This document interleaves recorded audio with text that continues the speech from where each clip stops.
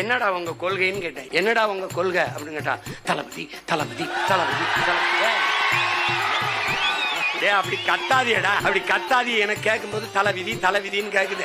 அப்படி கத்தாத, தளபதி தளபதி. அது சரிடா, கொள்கை தளபதி தளபதி.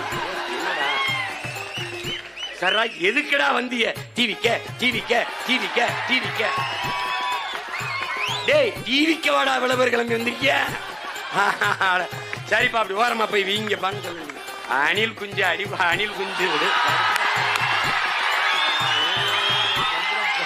இன்னைக்கு நீங்கெல்லாம் பணத்தை வச்சு அரசியல் பேசுறீங்க. உங்களுக்கு தெரியுமா என்னமோ, என் பிள்ளை விஜய் படம் நாளைய தீர்ப்பு படம் நடிச்சான்.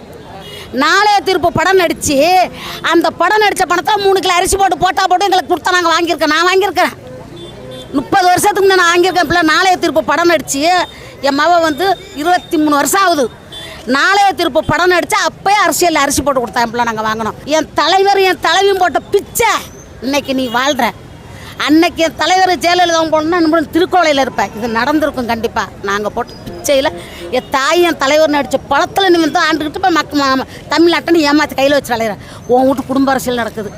ஏன் எம்ஜிஆர் வந்தார் குடும்ப அரசியல் பண்ணார், அம்மா வந்தாங்களா பண்ணாங்களா? அதே மாதிரி என் பிள்ளைய வரான் பண்ண மாட்டான். நேர்மையான அரசியல் பண்ணுவான்.